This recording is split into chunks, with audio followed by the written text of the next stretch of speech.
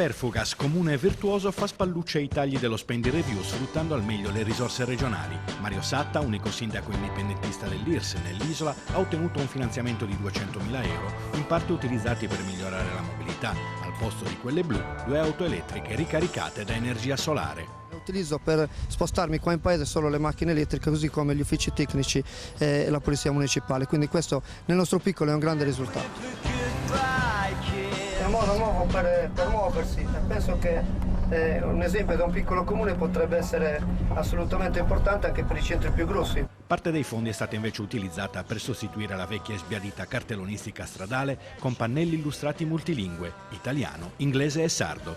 Per noi è una cosa molto positiva perché, come vede, sono molto belle da vedere e quindi quando viene il turista, invece di chiedere a noi sempre dove andare, dove sono i posti, guardano qua, vede? È molto bello, poi sono anche illustrati, quindi si vedono anche i paesaggi.